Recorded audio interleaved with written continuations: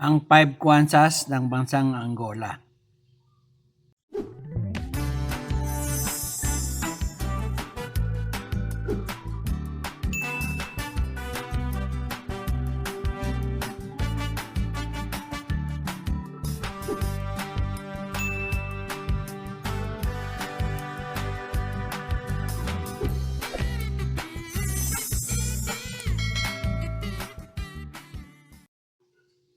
Magandang araw sa inyong lahat, lalo na sa aking mga kabarya at kapwa kolektor. Sa lahat ng senior citizen at mga silent viewer, maging sa mga kaibigan natin dyan, magandang araw po. Ngayon pong araw ay mayroong tayong coins dito sa ating harapan. Ito po yung tinatawag na 5 kwanzas ng bansang Angola. Pag-usapan po natin.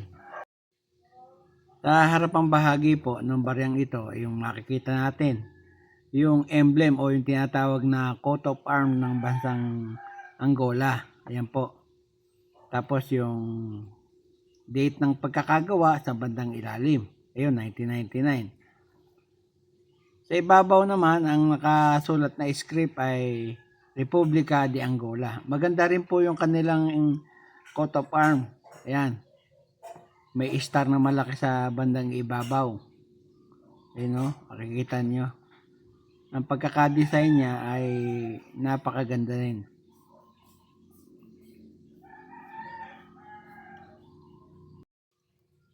Sa reverse na bahagi naman, yon makikita natin yung kanyang denomination na 5 kwanzas. Yan. Tapos may mga design na dot sa kanyang gilid. Yung kanya namang edge, ayan, raided, makikita ninyo.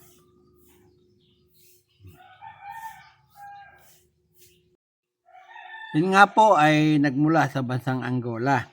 Yung panahon ng kanilang gobyerno ay republic magbuhat noong 1992 hanggang sa kasalukuyan. Standard circulation coin po yan.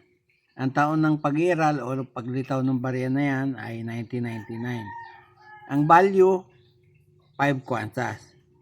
Kasi po yung kanilang currency, second kwanzas na po yan. Ang composition po, nickel plated steel. May timbang po na 7 grams, diameter na 26 mm at kapal na 2 mm. Yan, medyo may kakapalan siya. Ang hubog po niya ay bilog, nakikita niyo naman. At milled ang technique na ginamit diyan, ang orientation medal alignment.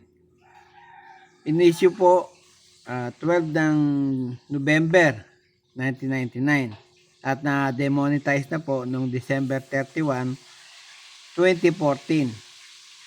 Pero nag-iwan po ng number na number 7649 at reference number na KM number 99.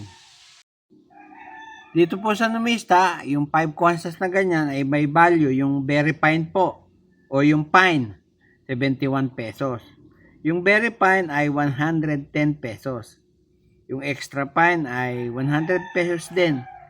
Almost uncirculated, 150 pesos. At yung uncirculated ay 150 pesos din. Dito po naman sa eBay ay may 4 na value po yan. Yung unang value, yung pinakamaliit, ay $2.45. Yung pangalawa po, $9.95.